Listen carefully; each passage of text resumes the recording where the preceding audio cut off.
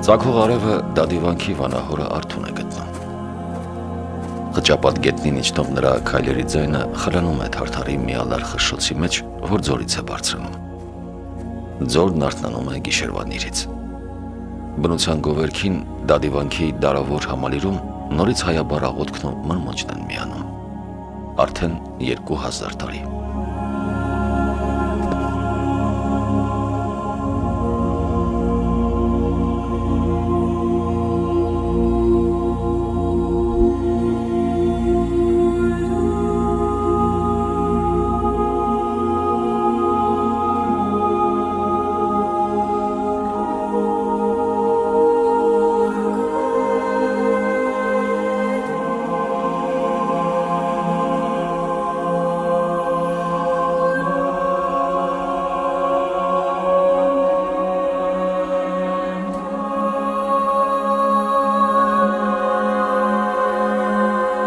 Գիշերվա մթության պես ետ քաշվեց զորավոր բազմաստվածությունը, երբ այս զոր հասավ Քրիստոսի լույսը։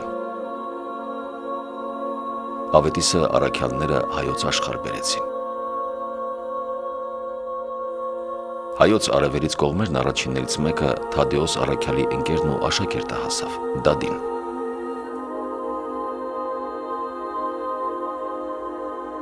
Նա նահատակի վախճան գտավ Թարթարի ափին, իր մահով հավերժական լույսի ճանապարհը բացելով Արցախում։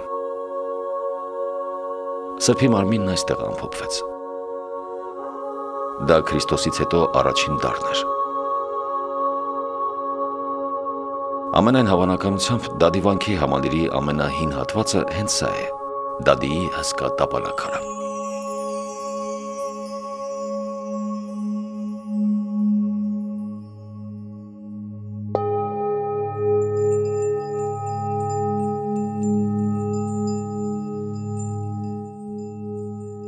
Դադիվանք անունը ստացել է հենց Դադի անունից։ Դադին եղել է Հիսուս Քրիստոսի Թադեոս առաքյալի աշակերտը, որը կոչում է նաև 72 աշակերտներից մեկը Հիսուս Քրիստոսի, եւ մեր թվարկության առաջին դարում 60-70-ական թվականներին գալիս է այս տարած քարոզելու քրիստոնեություն, սակայն ժողովուրդը պատրաստ չէր դրան քարգոծելով սպանում են եւ թաղում էստեղ։ Եվ մինչև 4-րդ դար միայն գերեզման էր։ 4-րդ դարում, երբ որ քրիստոնեությունը ընդունվեց որպես պետական կրոն Հայաստանում 301 թվականին, այս տարածքը դարձավ սրբատեղի ուխտատեղի։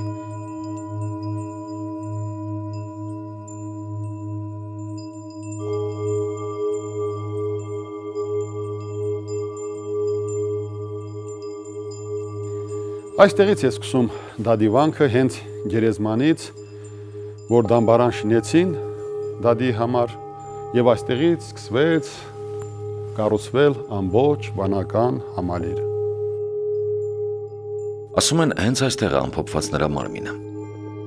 Այդ մասին զրույցները, իսկ հետո արդեն գրավոր աղբյուրներում հիշատակությունները սերնդից սերունդ դարից դար են փոխանցվել ու հասել 3-րդ հազարամյակ։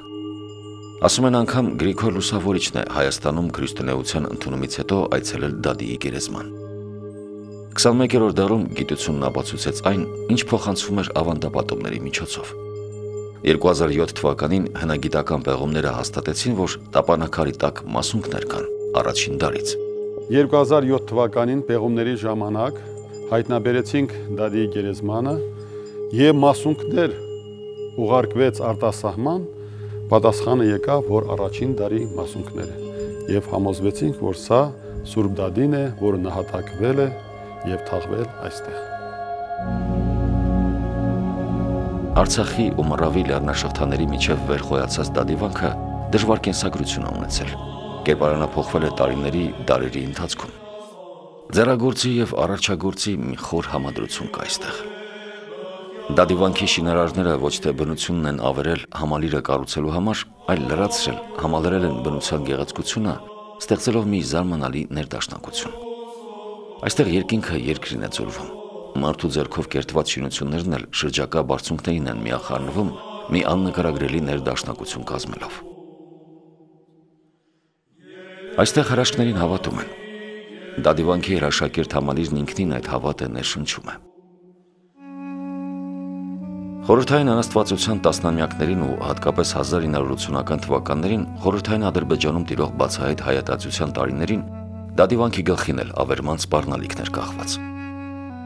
Իրեն հասանելի ցանկացած վայրում հայկական ամեն ինչը ոչնչացնելու Բաքվի իշխանության քաղաքականությունն արդեն անթակույց էր։ Բայց միթե Աստծո կամոք ստեղծվածը կարող էր խորտակվել մահկարացուի ձեռքով։